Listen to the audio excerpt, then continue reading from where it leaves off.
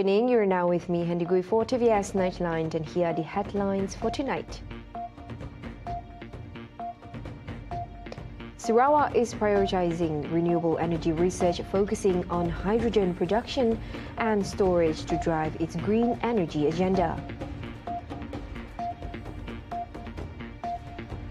On global affairs, Donald Trump's sweeping victory over Kamala Harris marks a stunning political comeback despite unprecedented legal and personal challenges.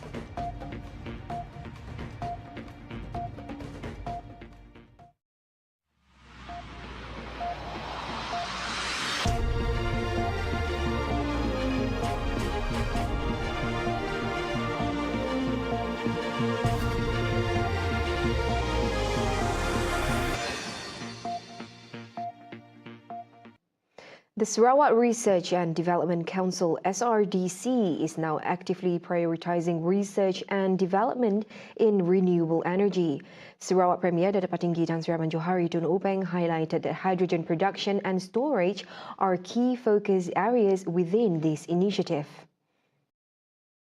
He said this initiative demonstrates Sarawak's commitment to leveraging local expertise and resources to cut down production costs. One key challenge of our hydrogen economy is reducing the cost of production. To address this, I am pleased to announce that SRDC is initiating a thematic grant called Focusing on Renewable Energy Research and Development, with an emphasis on hydrogen production and storage. This initiative is not only a step towards lowering production costs, but also a commitment to leveraging our local knowledge and resources. He said this in a text speech read by Deputy Premier Datuk Amar Dr. Sim Kui Hian at the 2024 SRDC Research and Development Symposium earlier today. According to him, the wisdom and experience of Sarawak's local communities are invaluable assets in pursuing global solutions. By integrating local expertise in our innovative research programs and processes, we can develop approaches that are contextually appropriate and culturally sensitive, thereby enhancing their efficacy and acceptance. A 232-hectare site in Selangor has been designated for pig farming, with an estimated annual production capacity of 150,000 pigs slated to begin as early as 2027. According to Sarawak's Minister of Food, Industry, Commodities and Regional Development, Datuk Sri Dr. Stephen Rundi Utom, the farm will feature advanced modern facilities to support efficient operations. Speaking to the media after officiating the groundbreaking ceremony for the Selangor pig farming site earlier today, he noted that the farm has the potential to create job opportunities and drive local economic development. And also, if possible, the young ones who are interested to go into this field, help them to train them. And I hope they will give also some CSR for these people around here. I hope they can also share their experience and expertise with the local young entrepreneurs who want to learn about the trick and thread to do how to do pig farming, especially in this area. Rundi also hopes that the farm will enable local residents to become suppliers of feed for pig farming in Sarawak. The government will investigate claims that 100,000 Rohingya individuals may be entering the country illegally. Home Minister Datuk Sri Saifuddin Nasution stated that the information will be verified through the National Intelligence Agency rather than relying on a single source. Saya biasanya dalam kes-kes macam ini, saya tidak akan mengulas berdasarkan kepada satu maklumat sepihak. Pada kedudukan saya adalah lebih wajar untuk saya mendapat dulu daripada maklumat yang tepat sahih, terutama daripada bahagian perisikan kita. Dan seperti disebut tadi, tajuk ini adalah tajuk yang masuk di dalam fungsi atau tanggungjawab Majlis Keselamatan, yang saya percaya kalau jumlah yang sebegitu besar, dia dah tentu trigger satu keadaan yang di mana pihak-pihak yang bertanggungjawab tentunya akan membincang secara lebih teliti. Jadi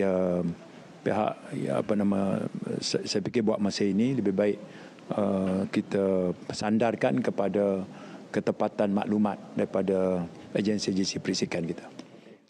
He said this following the inauguration of the Language and Literature Festival in the capital on Wednesday. It was recently alleged that more than 100,000 Rohingyas were expected to enter the country illegally, as long as the conflict in Rakhine remained unresolved.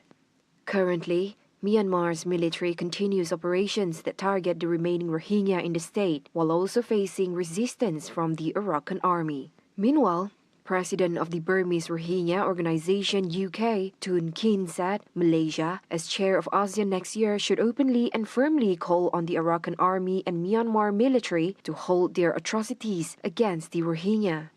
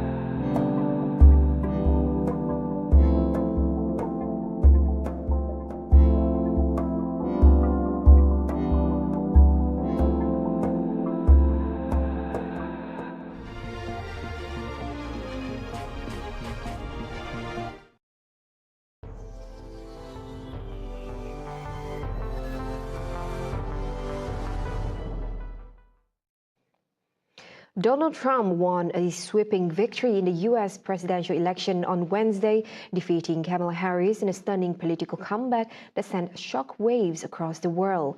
The polarizing Republicans' win, following one of the most hostile campaigns in modern U.S. history, was all the more remarkable given an unprecedented criminal conviction, a near-miss assassination attempt, and warnings from a former chief of staff that he is a fascist.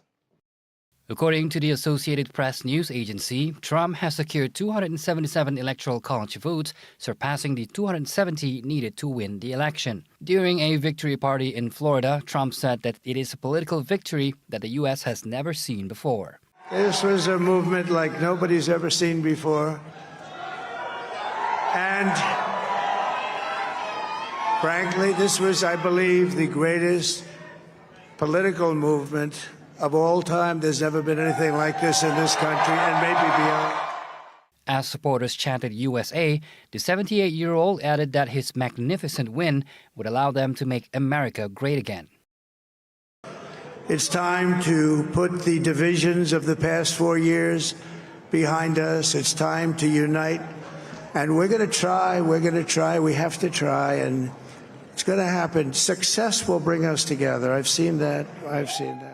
Swiftly pledged to work with Trump, led by Israel and Ukraine, where the discourse of raging conflicts could depend on the new president and his isolationist America First foreign policy. Vice President Harris, who only entered the race in July after President Joe Biden dropped out, ran a centrist campaign that highlighted Trump's inflammatory messaging and use of openly racist and sexist tropes. But his apocalyptic warnings about immigration and championing of isolationism found their mark with voters battered by the post-COVID economy and eager for a change from the Biden years.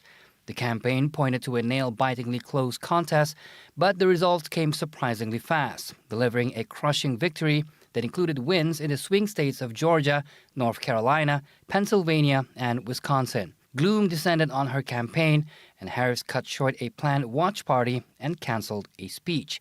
She is now due to speak later in the day. Mount Fuji's iconic snowcap finally appeared this week, marking the longest delay in recorded history for snowfall on Japan's highest peak. The delay surpassed the previous record of October 26, set in 2016, making this the first time in 130 years that Fuji remained snowless into November. Typically, the 3,776-meter mountain sees its first snow in early October, shortly after the summer hiking season ends. However, this October, summit temperatures average 1.6 degrees Celsius, the highest since 1932, well above the usual -2 degrees Celsius.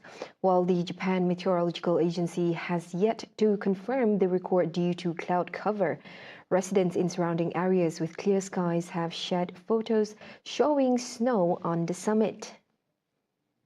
See the world closer with TVS as we bring you the latest news updates both locally and internationally. For more headlines anytime, anywhere, just head on to our official website at tvsarawak.my or follow us on our social media platforms.